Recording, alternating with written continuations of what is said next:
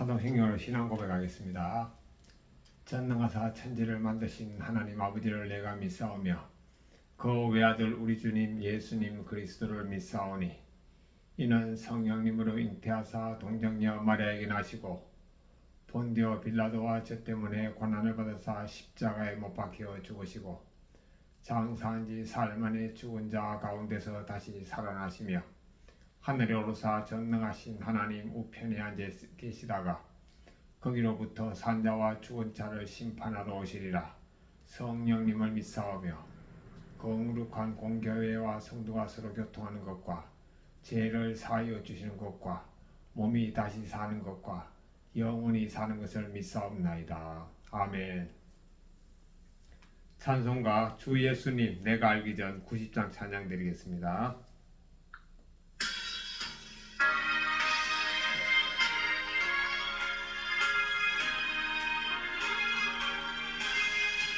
주 예수님 내가 알기 전 날 먼저 사랑했네. 그 크신 사랑 나타나 내 영혼 거듭났네. 주님 내 맘에 늘 계시고 나 주님 안에 있어 저 포도비유 같으니 참 좋은 나의 친구. 내 친구 대신 예수님 날 구원하시려고 그 귀한 몸을 버리사 내 죄를 대속했네. 나 주님을 늘 믿으며 그 손을 의지하고 내 몸과 마음을 바쳐서 끝까지 충성하리. 내 진실하신 친구여 그 눈에 내려주사 날 항상 보호하시고 내 방패 되옵소서. 그 풍성한 참 사랑을 네 눈이 끊을 소냐. 날 구원하신 예수님 참 좋은 나의 친구. 아멘. 하나님의 말씀 마가복음 12장 보겠습니다. 마가복음 12장 하나님의 말씀 같이 읽겠습니다. 예수님께서 비유로 그들에게 말씀하시되 한 사람이 포도원을 만들어 산울타리로 두르고 접자는 틀을 만들고 망대를 지어서 농부에게로 새로 주고 타국에 갔더니 때가 이르매 농부들에게 포도원 소출을 말을 받으려고 한 종을 보내니 그들이 종을 잡아 심히 때리고 거저보내었거늘 다시 다른 종을 보내니 그의 머리에 상처를 내고 능력하였거늘 또 다른 종을 보내니 그들이 그를 죽이고 또 그 외 많은 종들도 들어는 때리고 들어는 죽인지라. 이제 한 사람이 남았으니 곧 그가 사랑하는 아들이라. 최후로 이를 보내며 이르되 내 아들은 존대하리라 했더니 그 농부들이 서로 말하되 이는 상속자니 자 죽이자. 그러면 그 유산이 우리의 것이 되리라 하고 이에 잡아 죽여 포도원 밖에 내던졌느니라. 포도원 주인이 어떻게 하겠느냐. 와서 그 농부들을 진멸하고 포도원을 다른 사람들에게 주리라. 너희가 성경의 건축자들이 버린 돌이 모퉁이의 머릿돌이 되었나니 이것은 주로 말미암아 된 것이요 우리 눈에 놀랍도다 함을 읽어보지도 못하였느냐 하시니라. 그들이 예수님의 이 비유가 자기들을 가리켜 말씀하심인 줄 알고 작고자 대무리를 두려워하여 예수님을 두고 가니라. 13절입니다. 그들이 예수님의 말씀을 책잡으려 하여 바리새인과 헤롯 땅 중에서 사람을 보내매 와서 이르되 선생님이여 우리가 아노니 당신은 참되시고 아무도 꺼리는 일이 없으시니 이제는 사람을 외모로 보지 않고 오직 진리로서 하나님의 도를 가르치심이니이다. 가이사에게 세금을 바치는 것이 옳으니까 옳지 아니하니까 우리가 바치니까 말이까 한데 예수님께서 그 외식함을 아시고 이르시되 어찌하여 나를 시험하느냐. 데나리온 하나를 가져다가 내게 보이라 하시니 가져왔거늘 예수님께서 이르시되 이 형상과 이 글이 누구의 것이냐. 이르되 가이사의 것이니이다. 예수님께서 이르시되 가이사의 것은 가이사에게 하나님의 것은 하나님께 바치라 하시니 그들이 예수님께 대하여 매우 놀랍게 여기더라. 18절입니다.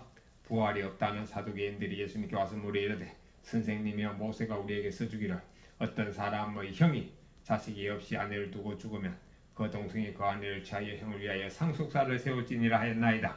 칠형제가 있었는데 마지가 아내를 취하였다가 상속자가 없이 죽고 둘째도 그 여자를 취하였다가 상속자가 없이 죽고 셋째도 그렇게 하여 일곱이 다 상속자가 없었고 최후의 여자 죽었나이다. 일곱 사람이 다 그를 아내로 취하였으니 부활 때 곧 그들이 살아날 때 그 중에 누구의 아내가 되리이까? 예수님께서 이르시되 너희가 성경도 하나님의 능력도 알지 못함으로 오해함이 아니냐. 사람이 죽은 자 가운데서 살아날 때에는 장가도 아니가고 시집도 아니가고 하늘에 있는 천사들과 같으니라. 죽은 자가 살아난다는 것을 말할진대 너희가 모세의 책 중에 가시나무 뜰기에 관한 글에 하나님께서 모세에게 이르시되 나는 아브라함의 하나님이요 이삭의 하나님이요 야곱의 하나님이라 하신 말씀을 읽어보지 못하였느냐. 하나님은 죽은 자의 하나님이 아니요 산 자의 하나님이시라. 너희가 크게 오해하였도다 하시니라. 28절부터 28절 읽겠습니다. 서기관 중 한 사람이 그들이 변론하는 것을 듣고 예수님께 잘 대답하신 줄 알고 나와 묻되 모든 계명 중에 첫째가 무엇이니까? 예수님께서 대답하시되 첫째는 이것이니 이스라엘 아들아 주 곧 우리 하나님은 유일한 주시라. 네 마음을 다하고 목숨을 다하고 뜻을 다하고 힘을 다하여 주 너의 하나님을 사랑하라 하신 것이요 둘째는 이것이니 내 이웃을 내 자신같이 사랑하라 하신 것이라. 이보다 더 큰 계명이 없느니라. 서기관이 이르되 선생님이 옳소이다. 하나님은 한 분이시요 그 외에 다른 이가 없다 하신 말씀이 참이니이다. 또 마음을 다하고 지혜를 다하고 힘을 다하여 하나님을 사랑하는 것과 또 이웃을 자기 자신과 같이 사랑하는 것이 전체로 드리는 모든 번제물과 기타 제물보다 나으니이다. 예수님께서 그같이 있게 대답함을 보시고 이르시되 너가 하나님의 나라에서 멀지 않도다 하시니 그 후에 감히 묻는 자가 없더라. 예수님께서 성전에서 가르칠 대답하여 이르시되 어찌하여 서기관들이 그리스도를 다윗의 자손이라 하느냐. 다윗이 성령에 감동되어 친히 말하되 주님께서 내 주께 이르시되 내가 네 원수를 네 발 아래 둘 때까지 내 우편에 앉았으라 하셨도다 하였느니라. 다윗이 그리스도를 주라 하였은즉 어찌 그의 자손이 되겠느냐 하시니 많은 사람들이 즐겁게 듣더라. 예수님께서 가르치실 때에 이르시되 긴 옷을 입고 다니는 것과 시장에서 문안받는 것과 회당의 높은 자리와 잔치의 윗자리를 원하는 서기관들을 상가라. 그들은 과보의 가산을 삼키며 외식으로 길게 기도하는 자니 그 받는 판결이 더욱 중하리라 하시니라. 예수님께서 헌금함을 대하여 앉으사 우리가 어떻게 헌금함에 돈 넣는가를 보실세. 여러 부자는 많이 넣는데 한 가난한 가부는 와서 두 랩돈 곧 한 구들한테 넣는지라. 예수님께서 제자들을 불러다가 이르시되 내가 진실로 너희에게 이르노니 이 가난한 가부는 헌금함에 넣는 모든 사람보다 많이 넣었도다. 그들은 다 풍족한 중에 넣었거니와 이 가부는 그 가난한 중에서 자기의 모든 소유고 생활비 전부를 넣었느니라 하시니라.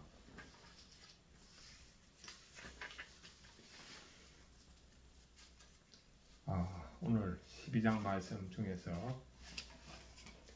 가장 크게 와닿는 부분은 내 이웃을 내 몸과 같이 사랑하라는 거죠. 하나님을 사랑하는 것, 이것은 그렇게 크게 부담을 느끼지 않습니다. 하나님을 사랑하는 것, 물론 마음과 목숨, 힘과 뜻을 다해서 사랑하는 게 왜 부담을 느끼지 않는가 하면은 조금 어떻게 보면은 하나님이 내 앞에 있는 분이 아니기 때문에 이게 구체적으로 좀 와닿기가 좀 힘들거든요. 추상적으로 느끼지. 하나님을 마음과 목숨과 힘과 뜻을 다해서 사랑하라. 즉 마음과 목숨과 힘을 뜻을 다해서 하나님을 사랑하라는 건 뭐냐면은 하나님의 말씀을 마음과 목숨과 힘과 뜻을 다해서 지키고 순종하는 거네요. 이거 오늘 또 말씀 전하다가 깨달아지네요. 성령님 감사합니다. 그런데 이웃을 내 몸같이 사랑하라. 그러면 도대체 이웃을 내 몸같이 사랑하라는 것은 어떤 사람이 이웃을 내 몸같이 사랑하는 걸까요? 예수님 마태복음 2장 25장에서 왼편에 있는 사람은 영원히 예비된 불 속에 들어가고 오른편에 있는 사람은 예수님과 함께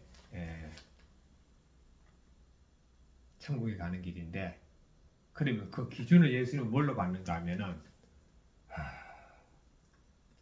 헐벗은 자에게 옷을 전해주고, 그 다음에 배고픈 자에게 먹을 것을 주고, 그 다음에 옥에 갇힌 자를 돌보고, 이거네요. 이거네. 아, 그게 예수님을 하나님을 전하란 말이 안 나왔네. 왜냐하면은 듣는 사람들이 진짜 야 이거 마태복음 25장 이거 엄청난 말씀인데요. 마태복음 25장 그 부분 다시 한번 읽어보겠습니다. 야 이거 마태복음 25장입니다.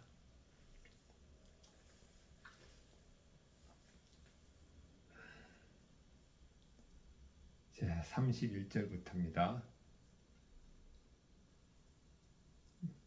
영벌과 영세 31절부터 끝까지 읽어보겠습니다. 인자가 자기 영광으로 모든 천사와 함께 올 때 자기 영광의 보좌에 앉으리니 모든 민족을 그 앞에 모으고 각각 구분하기를 목자가 양과 염소를 구분하는 것과 같이 하여 양은 그 오른편에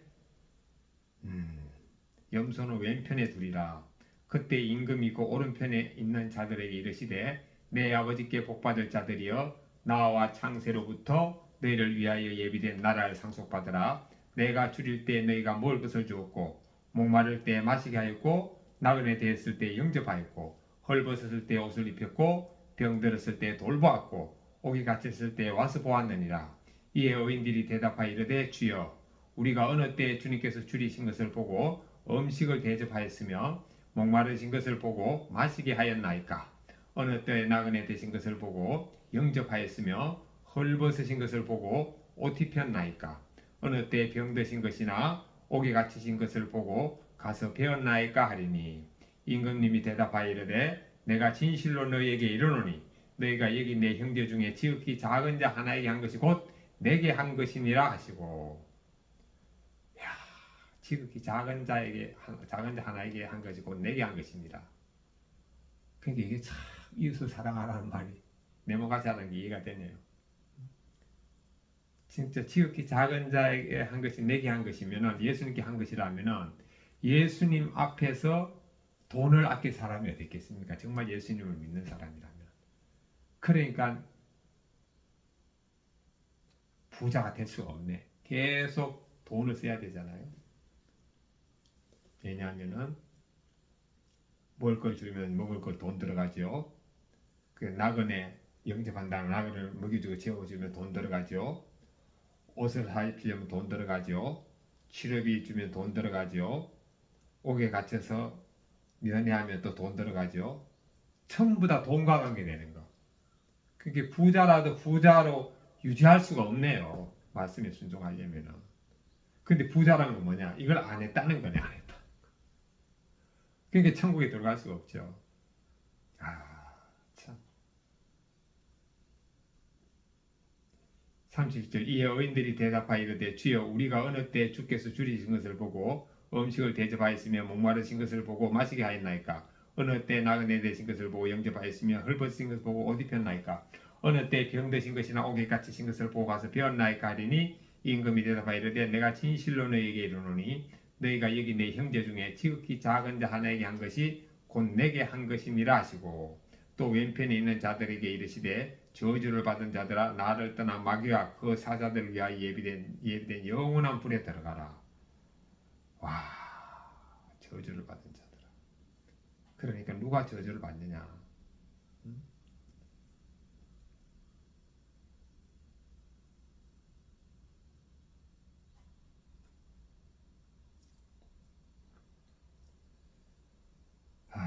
줄일 때 먹을 것을 주지 아니하고 목마를 때 마실 것을 안 줬고 나그네를 영접하지 아니하였고 헐벗을 때 옷을 주지 아니하였고 병들었을 때 옥에 갇혔을 때 돌보지 아니하였다. 그들도 대답하여 이르되 주여 우리가 어느 때 주께서 우리 줄이신 것이나 목마르신 것이나 나그네 되신 것이나 헐벗으신 것이나 병드신 것이나 옥에 갇히신 것을 보고 공령하지 아니하더이까. 이에 임금이 대답하여 이르되 내가 진실로 너희에게 이르노니 이 지극히 작은 자 하나에게 하지 아니한 것이 곧 내게 하지 아니한 것이니라 하시니라. 그들은 영벌에 의인들은 영생에 들어가리라 하시니라. 그러니까 영벌과 영생의 기준이 이 본문 말씀에 의하면은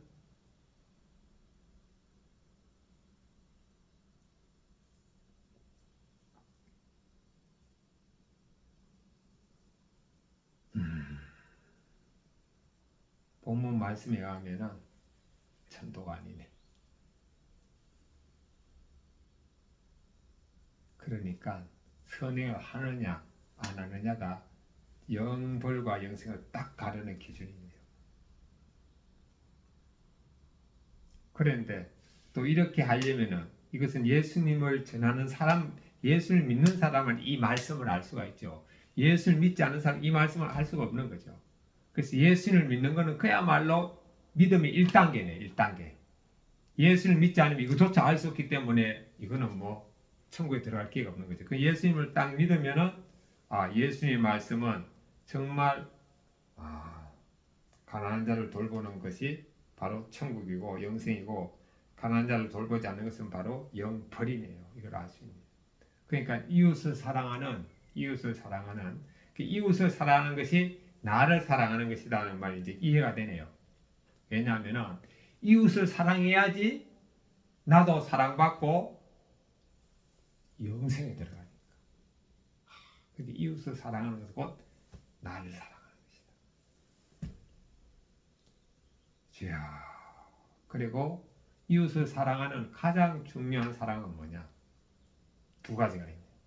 첫 번째는 예수님을 전하는 것. 두 번째는 예수님을 전하고 이 말씀을 전하는 거네요. 말씀을 전하는 거. 예수님을 믿어도 이 말씀대로 살지 않으면은 이건 영벌이라고 예수님께서 말씀하십니다. 왜냐하면 예수님을 주여라고 부르거든요. 예수님을 주여라고 부르는 사람은 예수님을 믿는 사람이잖아요. 예수님 믿는 사람도 딱 갈라지네. 영생과 영벌이 딱 갈라집니다. 이 마태복음 25장 엄청난 말씀. 자, 1절부터 5절 보겠습니다. 마가복음 12장 1절부터 5절. 예수님께서 비유로 그들에게 말씀하시되 한 사람이 포도원을 만들어 산 울타리로 두르고 접지 않은 틀을 만들고 망대를 지어서 농부들에게 세로 주고 타국에 갔더니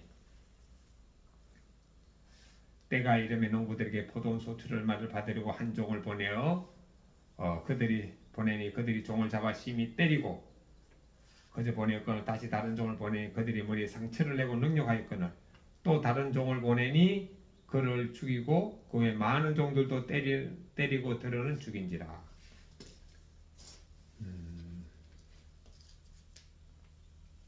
예수님이 무리들 앞에서 비유로 말씀하고 있습니다. 포도원의 주인이 있는데 농부들에게 땅을 맡기고 이제 타국에 갔어요. 그래서 이제 그 때가 되어 가지고 세금을 받으려고 이제 종을 보냈어요. 그런데 처음에 온 종을 이 농부들이 때려서 보냈어요. 세를 안 주고. 두 번째 또 종을 보냈는데 이 종은 머리를 깨트려 가지고 또 상처를 입혀서 보냈죠. 세 번째 종은 죽여버렸어요. 그리고 그 뒤로도 많은 종을 보내는데 때리기도 하고 그 다음에 죽였습니다. 6절부터 9절입니다. 이제 한 사람이 남았으니 곧 그가 사랑하는 아들이라 최후로 이를 보내며 이르되 내 아들은 존대하리라 하였더니 그 농부들이 서로 말하되 이는 상속자니 자 죽이자 그러면 그 유산이 우리 것이 되리라 하고 이에 잡아 죽여 포도원 밖에 내던졌느니라. 포도원 주인이 어떻게 하겠느냐 와서 그 농부들을 진멸하고 포도원을 다른 사람들에게 주리라.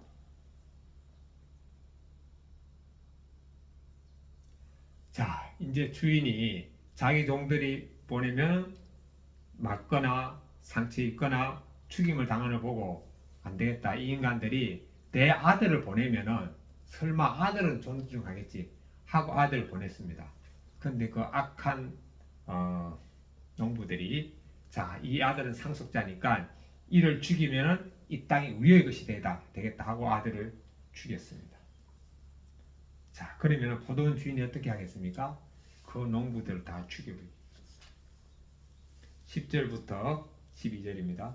너희가 성경의 건축자들이 버린 돌이 모퉁이의 머릿돌이 되었나니 이것은 주로 말미암아 된 것이요 우리 눈에 놀랍도다 함을 읽어보지도 못하였느냐 하시니라. 그들이 이 예수님의 이 비유가 자기들을 가리켜 말씀하심인 줄 알고 잡고자 하되 무리를 두려워하여 예수님을 두고 가니라. 그런데 예수님을 호시탐탐 올감해 가지고 죽이려고 하는 서기관, 바리새인, 장로들, 대제사장들이 이 말씀을 딱 듣는 순간 저거는 우리를 위한 말씀이구나 하고 더욱 분노하여 예수님을 죽이려고 했지만 그 따르는 많은 사람들이 예수님을 쫓아다니기 때문에 감히 행동을 옮기지 못하죠. 그래서 무리를 두려워하고 떠났다고 했습니다.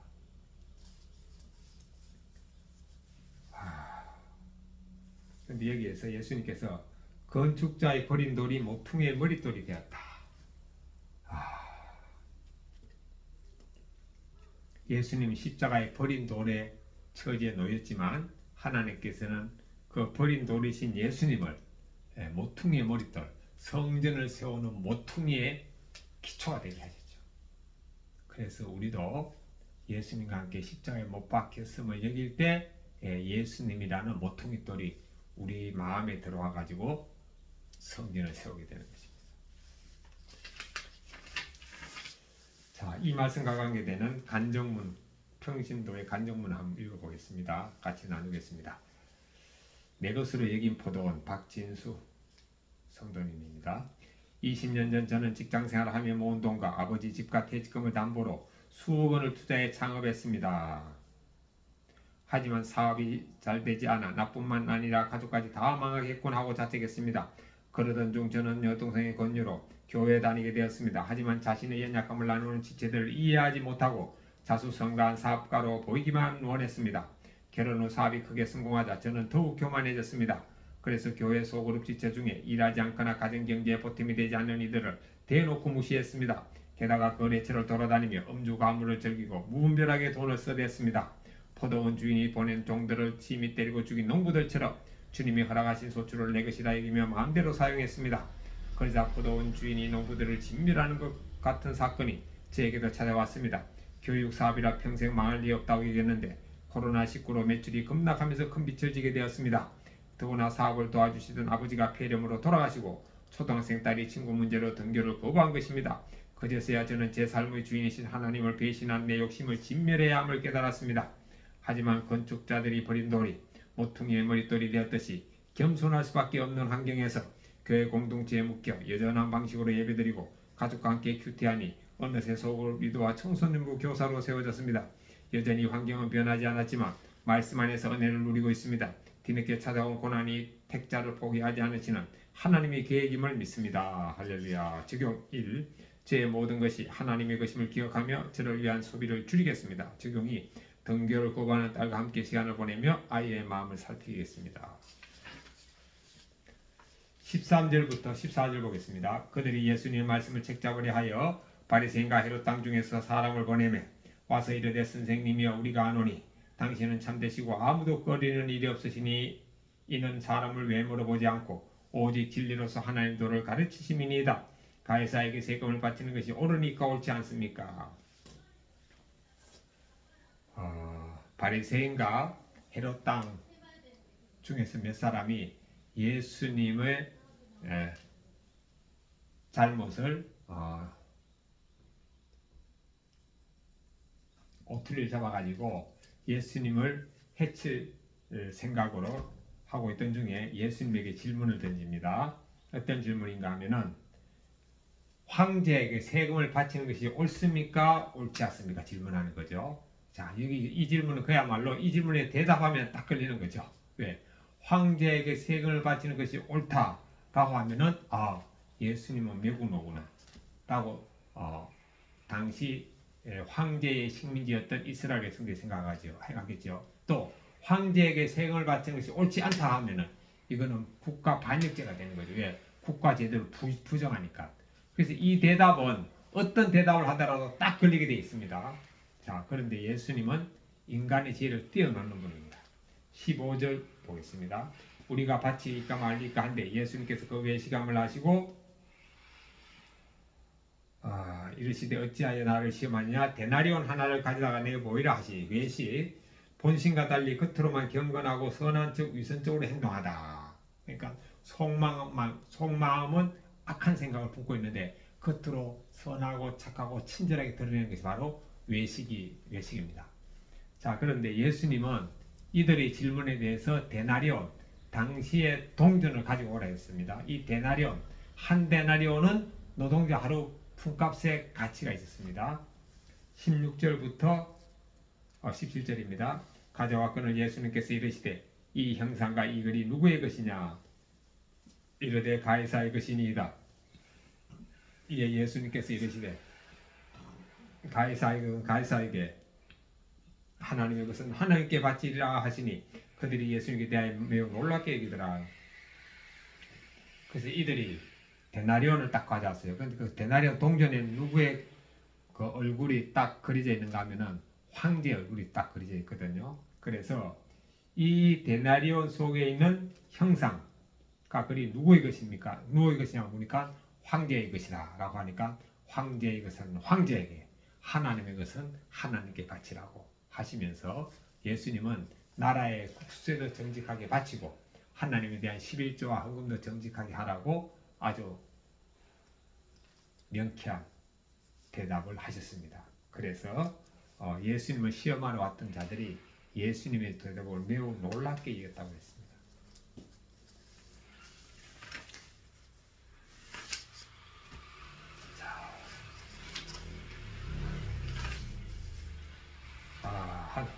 하나님의 것은 하나님께 바치라. 지난번 11월 달부터 투자해가지고 주식 투자해가지고 한 보름 전인가 1차적으로 이제 주식을 다 이제 매도했습니다. 매도하고 수익이 났는데 제가 하나님의 것인 11조를 안 바쳤네요. 예, 월요일날 바치겠습니다. 자, 그 다음 평신도의 간증문을 보겠습니다. 하나님의 것입니다. 김명희님. 재작년 겨울 저희 가족이 새로운 처소로 이사하는 날 매서운 한파가 몰아치고 폭설이 내렸습니다. 길이 얼어붙어 이삿짐센터 직원이 미끄러지는 등 이사 과정은 순탄치 않았습니다. 그래서 저는 저녁 무렵까지 엉망인 집과 살림살이를 정리하느라 정신이 없었습니다. 남편은 그의 겨울부터 건강이 급격히 나빠진 상태라 다른 곳에서 쉬다가 저녁에 이사한 집으로 오기로 했습니다. 그런데 1층에 있는 엘리베이터를 타려면 7개의 계단을 올라가야 했습니다. 물론 보통 사람에게는 아무 문제 아니지만 10년 동안 폐에 섬유화를 앓고 있던 남편에게는 큰 무리가 된 모양입니다. 집에 들어온 남편은 숨을 헐떡이며 고통스러워했고 저는 즉시 가정용 산소호흡기의 전원을 켜고 남편의 호흡이 정상으로 돌아오길 기다렸습니다. 그러나 남편은 그대로 구급차에 실려 병원 소생실에서 이 땅에서의 고된 노고를 마쳤습니다. 남편은 하나님을 깊이 사모하는 사람이었고 공동체에서 10년간 속으로 지쳐들어서 진실하게 생겼습니다. 남편을 천국으로 보낸 뒤 저는 유능한 일꾼 같은 남편을 데려가시고 뒷짐지고 있던 저를 남겨두신 하나님이 불합리하다고 생각되었습니다. 게다가 남편과 작별할 시간도 허락해 주지 않은 하나님을 원망하며 이것이 오늘이니까 라고 외쳤습니다. 그러다 말씀을 묵상하며 남편은 너의 것이 아니다라는 성령님의 깨달음을 얻었습니다. 제가 그동안 누려온 것이 전부 하나님의 것임을 인정하게 된 것입니다. 이후 끝까지 내 것이라 여기며 움켜쥐고 있던 시간 물질, 자녀 그리고 남편을 하나씩 내려놓았습니다. 그럼에도 여전히 하나님의 것을 내 것이라 착각하며 하나님께 온전히 바치지 못한 저를 불쌍히 여겨주시길 기도합니다. 적용 1. 상실의 아픔을 겪은 지체들에게 제 이야기를 세세히 나누겠습니다. 적용 2. 날마다 말씀을 묵상하며 하나님의 것을 탐내는 제 모습을 점검하겠습니다. 18절부터 23절입니다. 부활이 없다는 사두개인들이 예수님께 와서 물에 이르되 선생님이여 모세가 우리에게 써주기를 어떤 사람의 형이 자식이 없이 아내를 두고 죽으면 그 동생이 그 아내를 취하여 형을 위하여 상속자를 세울지니라 하였나이다. 7형제가 있었는데 마지가 아내를 취하였다가 상속자가 없이 죽고 둘째도 그 여자를 취하였다가 상속자가 없이 죽고 셋째도 그렇게 하여 7이 다 상속자가 없었고 최후의 여자도 죽었나이다. 7사람이 다 그를 아내로 취하였으니 부활 때 곧 그들이 살아날 때 그 중에 누구의 아내가 되리까? 부활이 없다고 믿는 사두개인들이 예수님께 와가지고 질문을 합니다. 7 형제가 있었는데 제일 맏형이 결혼해가 살다가 죽었어요. 그럼 이스라엘의 법은 당시 유대인들의 그 법은 뭐냐면은 맏형이 죽으면은 그 밑에 있는 동생이 예, 형수와 결혼해가지고 형의 족보를 이어가는 것입니다. 근데 둘째 형이 결혼해가지고 둘째가 자기 형수와 결혼해갔는데 또 죽었어요. 셋째, 넷째, 다섯, 여섯, 일곱이 다 형수와 결혼해가지고 결국은 다 죽었을 때 이들이 하늘나라에 갔을 때 이 그 형수는 첫 번째 형의 아내는 7명 중에 누구의 아내가 될까를 딱 물었죠. 예. 이거 인간의 지어로 이거는 해석이 안 되는 거죠. 자, 그렇게 예수님 어떻게 대답했습니까? 24절 25절 보겠습니다. 예수님께서 이르시되 너희가 성경도 하나님의 능력도 알지 못함으로 오해함이 아니냐. 사람이 죽은 자 가운데서 살아날 때는 장가도 아니가고 시집도 아니가고 하늘에 있는 천사들과 같으니라.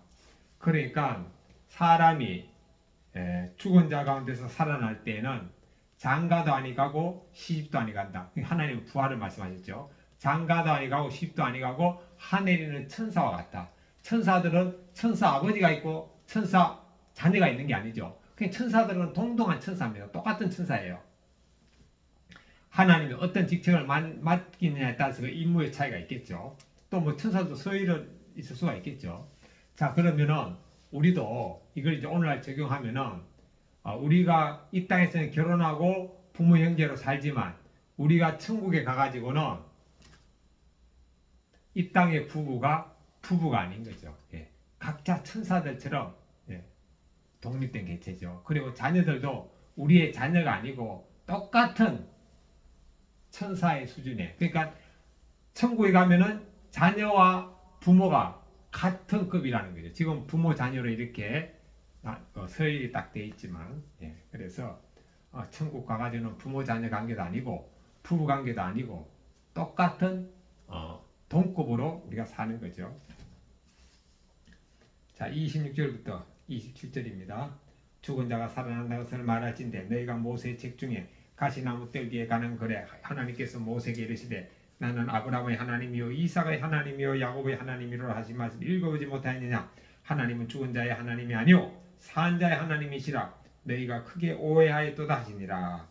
그러니까 하나님이 아브라함의 하나님이고 그 다음에 이삭의 아버지의 하나님이 아니고 이삭의 하나님이고 야곱의 할아버지의 하나님이 아니고 야곱의 하나님. 그러니까 아브라함과 이삭과 야곱이 이 땅에서는 할아버지, 아들, 손자의 서열이지만 천국에 가면 똑같은 동등한 아브라함, 이삭, 야곱으로 산다는 거죠. 자, 그러니까 이 땅에서 자녀들도 비록 내 자녀지만 하나님에 맡긴 자녀고 나와 동등한 인격체로 생각해야 된다는 거죠. 자, 이 말씀과 관계되는 묵상 간용문 같이 보겠습니다. 부전여전 오지훈님. 목사 아들인 저는 청년 시절 지금의 아내를 따라간 교회에서 구속사 말씀을 듣고 예배의 본질이 중요함을 배웠습니다. 결혼 후 세 자녀가 유아 세례를 받을 때는 믿음으로 양육하겠다고 다짐했습니다. 이후 아이들이 예배에 빠지지 않고 공동체 모임에도 곧잘 참석하니 신앙이 잘 자라고 있다고 생각했습니다. 그런데 어느 날 학교에서 진화론을 접한 초등학생 딸이 제게 폭풍 질문을 했습니다. 선악과가 없다면 죄 짓지 않았을 텐데 하나님은 왜 그걸 만드셔서 우리를 힘들게 하시는 거야? 사람이 죽었는데 어떻게 다시 살아나지? 묻는 족족 답을 해줘도 딸은 꼬리에 꼬리를 물며 불신이 담긴 질문을 계속 쏟아냈습니다. 그러다 하루는 딸이 하나님 지만 또 영광 받으려고 하네라고 했습니다. 저는 이 말에 화가 머리끝까지 나서 이유를 묻기보다 저주의 말을 퍼부었습니다. 그리고 갑자기 우리 가정에 재앙이 임할 것 같은 두려움에 낙심했습니다. 그런데 오늘 말씀을 묵상하며 성경을 지식적으로만 알고 믿지 않아 부활이 없다고 하는 사두개인이 바로 제 힘을 알게 되었습니다. 말씀 보고 예배를 잘 드리면 복받는다는 기복신앙으로 딸의 불신의 말에 불안했던 것입니다. 돌아보니 저는 아이들이 예배 시간에 뜯으면 차가운 눈빛으로 쏘아보며 무서운 분위기를 조성했습니다. 특히 딸이 어릴 때 떼쓰고 울면 턱을 잡고 울지 못하게 하기도 했습니다.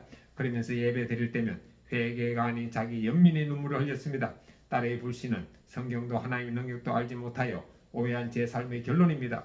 이제는 죽은 자의 하나님이 아니라 산 자의 하나님을 믿는 믿음으로 삶으로 본을 보이는 아빠가 되기를 기도합니다. 적용 1. 아침에 눈 뜨면 큐티책부터 펴고 아침에 묵상한 말씀을 하루 동안 되뇌며 살겠습니다. 적용 2. 퇴근 후 자녀들과 말씀으로 나눌 때 아이들의 질문에 화내지 않고 답하겠습니다.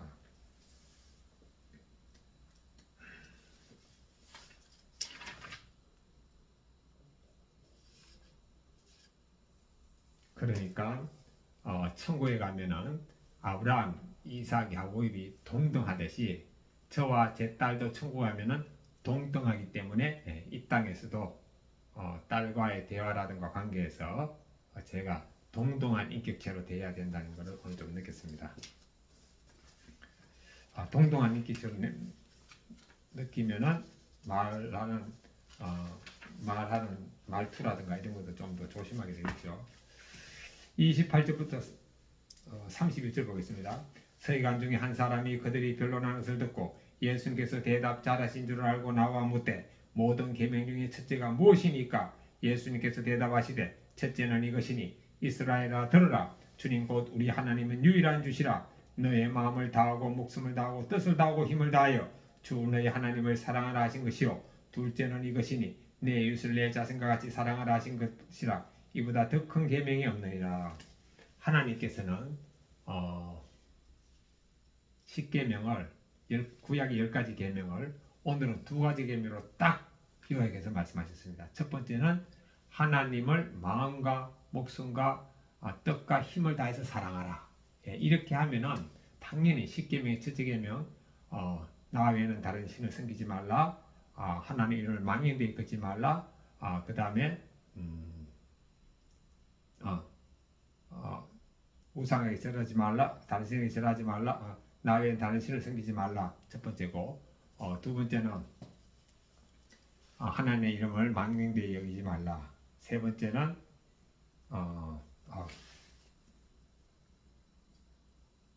죄송합니다. 십계명의 첫 번째, 두 번째, 세 번째 계명이 좀 헷갈리네.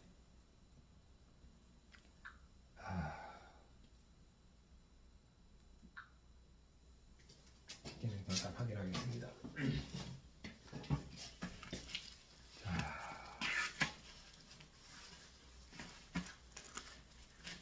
십계명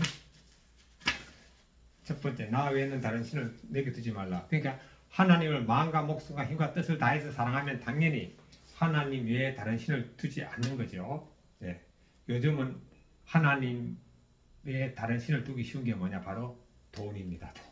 두 번째, 너를 위하여 새긴 우상을 만들지 말고 또 위로 하늘에 있는 것이나 아래로 땅에 있는 것이나 땅 아래 물속에 있는 것의 어떤 형상도 만들지 말며 그것들에 절하지 말며 그것들을 섬기지 말라. 그러니까 하나님보다 더 높은 것을 두지 말라는 거죠. 두 번째, 세 번째, 나는 내 하나님 여호와를 망령되이 걸지 말라.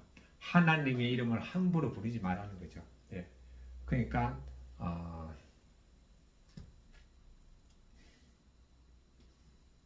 자기 생각을 하나님은 이렇게 생각할 것이라고 하면 이런 것도 다 하나님을 망령되이 부르는 거죠. 그리고 네 번째는 안식일을 기억하여 거룩히 지키라. 예. 안식일을 기억하여 거룩히 지키라. 자, 6일 동안 일하고 7일째는 세상일은 다 쉬어가는 거죠. 예. 이렇게 하나님을 마음과 목숨과 힘과 뜻을 다하면 이 4가지 계명 그냥 지키지는 거죠. 자, 그 다음에 내 부모를 공경하라. 살인하지 말라. 간음하지 말라. 독질하지 말라. 이웃에 대해 거짓 증거를 하지 말라. 이웃의 것을 집을 탐내지 말라. 이 6가지는 이웃을 내 몸같이 사랑하라 하면은 다 이렇게 해당이 되는 거죠. 자, 그런데 여기에서 내 이웃을 내 몸과 같이 사랑하라는 것이 사랑하라고 했는데 그럼 내 이웃을 가장 사랑하는 게 무엇일까? 를 생각해 보니까요. 그 이웃에게 예수님을 전하는 것이 가장 사랑하는 거죠. 왜냐하면 영원한 천국의 선물을 주니까. 자, 그게 1단계고 2단계가 있습니다. 예수를 믿는다고 다 천국 가는 게 아니죠. 마태복음 25장에는 예수님께서 영생과 영벌에 대한 기준을 딱 세워놓으셨습니다. 그것이 뭐냐면은 굶주린 자에게 먹을 것을 주고 옷이 없는 자에게 옷을 주고 병든 자를 돌보고 옥에 갇힌 자를 돌보고 목마른 자에게 마실 것을 주고 나그네를 영접하고 이것이 바로 영생에 들어가는 길이라고 말씀하셨습니다. 그런데 오늘 우리는 그냥 교회 다니고 예수님 믿으면 다 천국 가는 걸로 생각하는 거죠. 그런데 예수님 말씀하신 이 6가지, 먹을 것 주고 옷 주고 물 주고 나그네 영접하고 병든 자를 돌보고 오기 같은 자를 돌아보고, 이 6가지 또 이와 같은 종류의 것을 하려면 뭐가 들어가죠? 여기는 다 돈이 들어갑니다. 돈이 들어가요. 그러니까 내 돈을 써야 되잖아요. 그러니까 돈이 아무리 많아도 돈을 쓰면은 돈이 줄어들죠. 그래서 부자가 될 수가 없는 거죠. 그러니까 내가 죽을 때까지 부자로 남아있다는 건 뭐냐? 이것을 안 했다는 거죠. 그 예수님은 부자가 천국에 들어가기 힘들다 그랬잖아요. 낙타가 파니길로 들어가보다 더 힘들다 그랬잖아요.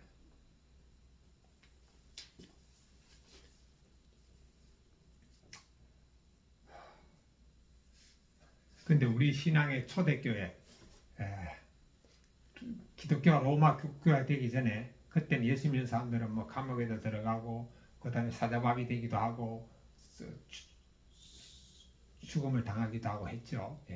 그럴 때 그런 위협 속에서도 그리스도인들은 급속히 늘어갔거든요. 왜냐하면 이 6가지를 했기 때문이죠. 그러나 오늘날은 기독교에 대한 신뢰가 불신의 그 비율이 엄청나게 높죠. 불신의 비율이. 지난번에 보니까 뭐 70몇 %인가 기독교는 신뢰하지 않는다 그러더라고요. 왜냐하면 교회는 다니는데 이 6가지를 안 하기 때문에 그때. 자, 뭐 다른 사람의 또 그렇지만 저도 마찬가지죠. 이 32절 보겠습니다. 서기관이 이르되 선생님이 올소이다. 하나님은 한 분이시오 그 외에 다른 이가 없다 하신 말씀이 참이니이다. 33절 34절입니다. 또 마음을 다하고 지혜를 다하고 힘을 다하여 하나님을 사랑하는 것과 또 이웃을 자기 자신을 자신이 자신과 같이 사랑하는 것이 전체로 드리는 모든 번제물과 기타 제물보다 나으니이다. 예수님께서 그가 지혜 있는 지혜 있게 대답함을 보시고 이르시되 내가 하나님의 나라에서 멀지 않도다 하시니 그 외에 감히 묻는 자가 없도다. 그러니까 이렇게 이웃을 섬기고 사랑하는 것, 하나님을 사랑하는 것, 이것이 바로 하나님께 드리는 모든 번제물, 하나님께 드리는 예배보다도 더 소중하다는 거죠. 그 바로 삶의 예배이기 때문이죠. 묵상 간증문 보겠습니다. 신인실님, 내 마음의 1번. 몇 년 전 결혼해 돌쟁이를 딸을 키우는 저는 한동안 불면증으로 잠을 못 이루고 괴로워하다가 신경정신과에 갔습니다. 검사 결과 불안과 공포지수가 평균보다 매우 높게 나왔습니다. 의사 선생님은 제게 무엇이 가장 불안한지 물으셨고 저는 지금의 단란한 가정이 한순간에 사라질까봐 두려워요라고 대답했습니다. 저의 20대에 부모님이 두 분 다 갑자기 돌아가셔서 저는 오랜 시간 가정이라는 울타리에 속하지 못한 채 홀로 외롭게 살았습니다. 그래서인지 하나님의 은혜로 가정을 이룬 뒤에도 여전히 가족 상실이라는 트라우마에서 벗어나지 못하고 있습니다. 예수님은 제가 지켜야 할 첫째 계명으로 마음과 목숨과 뜻과 힘을 다해 하나님을 사랑하라고 하시는데 저는 저 자신과 저를 외롭지 않게 해주는 남편과 자녀를 목숨처럼 사랑했습니다. 그렇게 살아계신 하나님을 유일한 주로 의지하지 않고 불안한 가족을 의지하니 가족이 제 우상이자 불안 요인이 된 것입니다. 오늘 말씀을 묵상하며 제 계획을 채우려고 믿음 좋고 화목한 가정을 갈망한 것이 깨달아져 회개하게 됩니다. 매주 남편과 아이와 함께 아침 일찍 교회에 가서 성실하게 예배와 제물을 드리는 것으로 만족하고 있었음을 고백합니다. 앞으로는 주 너의 하나님을 사랑하라고 하신 예수님의 말씀을 늘 기억하면서 가족에 대한 기대와 집착을 내놓기 소망합니다. 매주 예배드리고 형식적으로 예물을 드리는 저 자신에 속지 않고 매일 말씀을 묵상하며 하나님을 중심에 두는 훈련을 계속해 나가길 기도합니다. 적용일 하나님을 사랑하는 마음으로 매일 아침 딸과 함께 새싹 큐티인으로 큐티하겠습니다. 적용이 매주 가정 예배를 드리며 하나님이 우리 가정의 주인 되심을 기억하겠습니다. 35절부터 37절입니다. 예수님께서 성전에서 가르칠세 대답하여 이르시되 어찌하여 서기관들이 그리스도를 다윗의 자손이 하느냐. 다윗이 성령님에 감동되어 친히 말하되 주님께서 내 주께 이르시되 내가 너의 원수를 네 발 아래 둘 때까지 내 우편에 앉았으라 하셨도다 하였느니라. 다윗이 그리스도를 주라 했은즉 어찌 그의 자손이 되겠느냐 하시니 많은 사람들이 즐겁게 듣더라.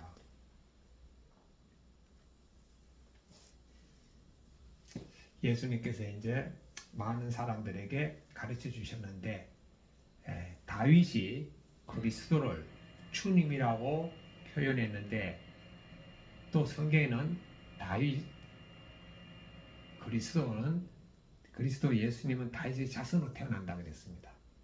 이게 인간 이성으로는 이해가 안 되는 거죠. 예, 그러나 성령님께서 믿음을 주시면 이게 다 믿어집니다.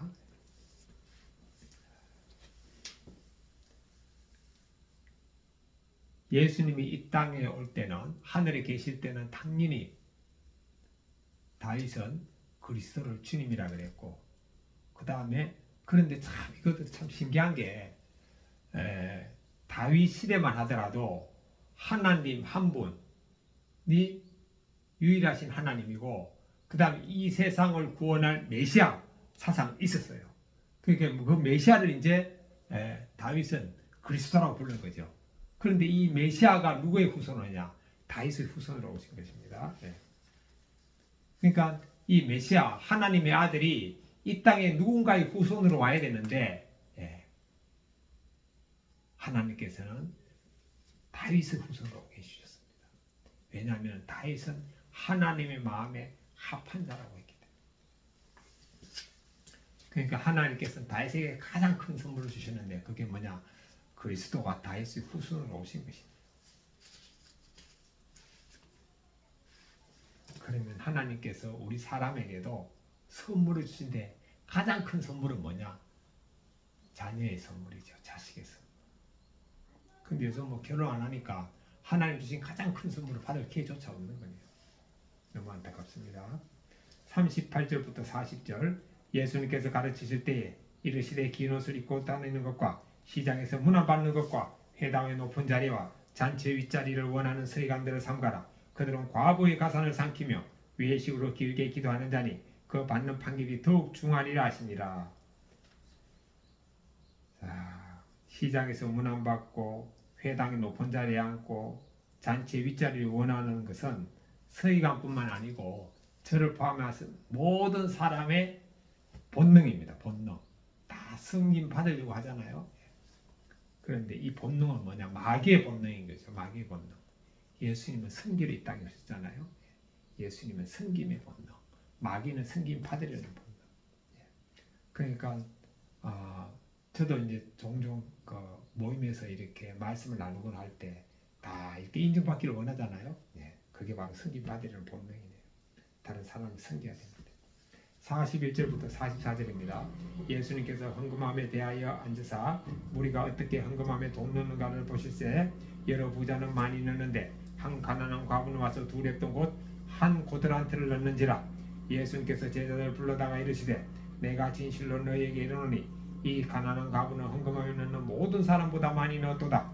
그들은 다 풍족한 중에 넣었거니와 이 과부는 그 가난한 중에서 자기의 모든 소유 곧 생활비 전부를 넣었느니라 하시니라. 그러니까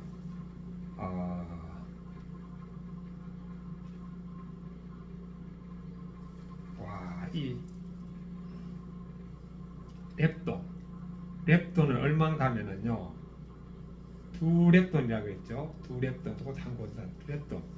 한 데나리온이 128분의 1. 그러니까 요즘 보통 농작 품값이 15만원 뭐 내외 되죠. 10만원에서 15만원 내외 된다고 할 때 12만 8천이라고 생각할 때 128분의 1 때문에 1,000원. 그러니까 두 렙돈이 2,000원. 이 과부는 헌금함에 2,000원을 넣었어요.